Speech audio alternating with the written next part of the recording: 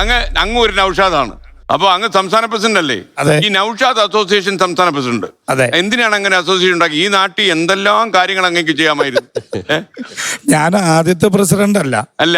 ഇതിന് മുമ്പേയുള്ള ആശാന്മാരുണ്ട് വേറെ. ഇതിനു മുമ്പുള്ളവരൊക്കെ ഉണ്ട്. മുൻ പ്രസിഡന്റ് അപ്പൊ അങ്ങ് എവിടെ നാട്? എന്റെ നാട് മൂവാറ്റുപുഴ പള്ളി എന്ന് പറയും. അപ്പൊ നൗഷാദ് എന്നുള്ള ഈ അസോസിയേഷന്റെ പ്രസിഡന്റ് ആയിട്ടിരിക്കുമ്പോൾ എന്തൊക്കെയാ ചുമതലകള്? ഈ നൗഷാദന്മാരെ നേരെയാക്കുന്നതാണോ അങ്ങയുടെ ജോലി? നേരെയാക്കുന്നില്ല. നൗഷാദ് എന്ന് പറഞ്ഞാൽ തന്നെ എല്ലാം നേരെയാണ്. അതോ ഇനി ഇവരെ നേരെയാക്കാൻ പറ്റത്തില്ലെന്നാണോ? അല്ല, അവരിപ്പോ നാട്ടിൽ എന്തെങ്കിലും നേരെ ആകാത്തുണ്ടെങ്കിൽ നേരെ ആക്കുക. അതാണ് ഞങ്ങളുടെ പണി.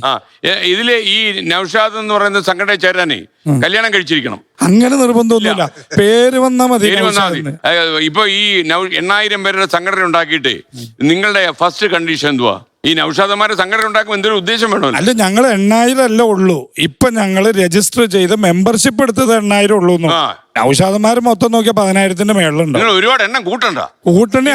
എന്തെല്ലാം അപകടം ചെയ്യാൻ പറ്റും. അതല്ല, ഞങ്ങൾക്ക് കറക്റ്റ് ആയിട്ട് രജിസ്ട്രേഷൻ, മാസവരി, അങ്ങനെ കുറെ നിയമങ്ങളൊക്കെ ഉണ്ട്. ഇതൊക്കെ അനുസരിച്ച് നിൽക്കുന്നവര് 8000 ഉള്ളൂ എന്നുള്ളൂ. ഓക്കെ.